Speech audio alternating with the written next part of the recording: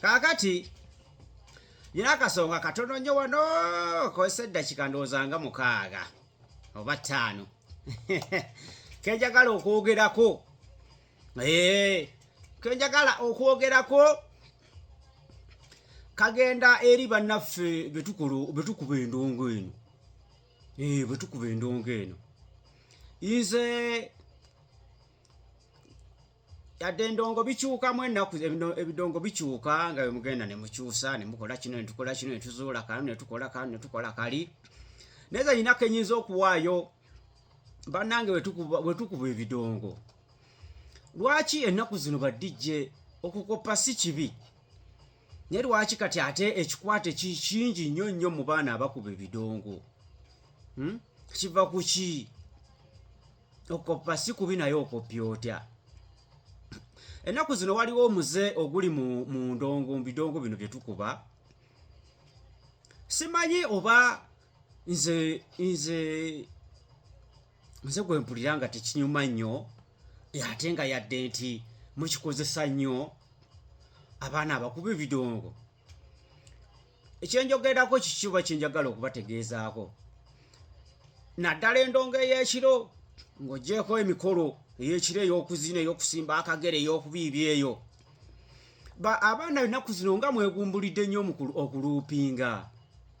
Okuluupinga n'okwata oluyimba n'olukubira n'okuba n'okuwaata akantu okumala eddakiika 4 eddakiika 5.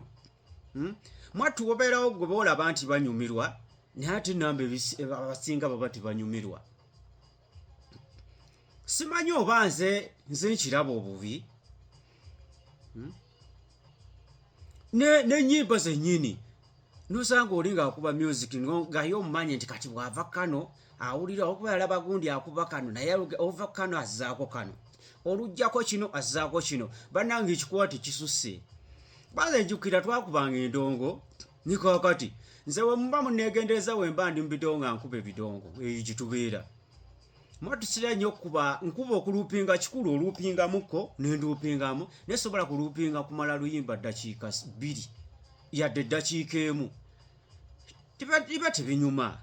Kwatamu katono yingiza oluyimba olulala. Mubeeramu abantu nga Yesu oyinza okukola abantu ne bakutunuulira ne bakola atya naye nga oli anoonya kyanyumiddwa ne kibula. Waliwo gye nabadde eyo ku mukolo nyina gye nali. Naye waliwo munnange yali akuba ebidongo sijja mwogera. Naye nga okuba oluyimba n'olaba omwana akuba oluyimba n'ateekayo oluyimba ne lwogerako ekigambo kimu n'aluluupinga. N'alyoka aluupingirawo eddakiika nga 3 n'aluupinga. Kati we yali badde ng'aluta abantu baluwulire message erimu akanyumirwe ogera okugira ng'ate ayingiza olulala. N'olulala luba lwakwogerako ebigambo 3 nalwo n'aluluupinga. Bana okuluupinga kususse. Luupinga mukko naye okuluupinga okusukka ennyo okwo okulwawo tekunyuma. Tekunyuma baganda bange. Ngamba abaana abakuba ebidongo. Okuluupinga si kubi. Wabeerawo abakwagala ate n'abakwagala bw'okisusse ennyo tebinyuma. Tukube endongo nti bwekuba kubiibya abantu bazine oyingize oluyimba n'oyingize luli weba bubadi bukole obumala obuveeko. Bwe gaba amapeesa gakuba ogatuuka ogaveeko.